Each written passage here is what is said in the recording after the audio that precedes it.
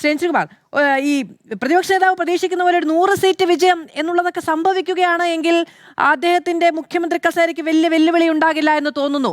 അതല്ല നമ്മളൊക്കെ വിചാരിക്കുന്നത് പോലെ ഒരു നാരോ മാർജിൻ എന്ന നിലയ്ക്കാണെങ്കിൽ BJPക്ക് കൂടി സീറ്റൊക്കെ ഉണ്ട് എന്ന സാഹചര്യം വരികയാണ് എങ്കിൽ അട്ടിമറി ഉണ്ടാകാതിരിക്കാൻ എന്ന ഒരു പരിപ്രേക്ഷ്യമൊക്കെ ഉണ്ടാകുമോ? നോക്കൂ, കേരളത്തിലെ ഈ അട്ടിമറി എന്ന് വെച്ചാൽ അത് ഉദ്ദേശിച്ചത് എന്താ എനിക്കറിയില്ല. എന്തായാലും ഒരു തരത്തിലുള്ള അട്ടിമറിയും കേരളത്തിൽ സംഭവിക്കില്ല.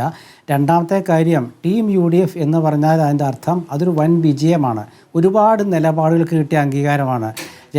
സതീശൻ്റെ നിലപാട്, രമേശ് ചെന്നിത്തലയുടെ ശൈലി, KC വേണുഗോപാലിൻ്റെ ദേശീയ തലത്തിലുള്ള അംഗീകാരം, ലീഗിൻ്റെ നിലപാടുകൾ, രാഷ്ട്രീയ നിലപാടുകൾ, LDFൻ്റെ രാഷ്ട്രീയ ഇല്ലായ്മ, CPMൻ്റെ നിലപാടുകളിലെ വെള്ളം ചേർക്കൽ, ഇതിനെല്ലാം കിട്ടിയൊരു വോട്ടാണ് ഈ ടീം UDF. അവിടെ കോൺഗ്രസിൻ്റെ ഒരു മുഖ്യമന്ത്രി ഉണ്ടാവും.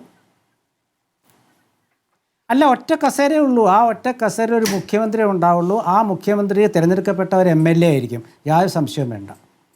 ശരി, ശ്രീകുമാർ, വളരെയധികം നന്ദി.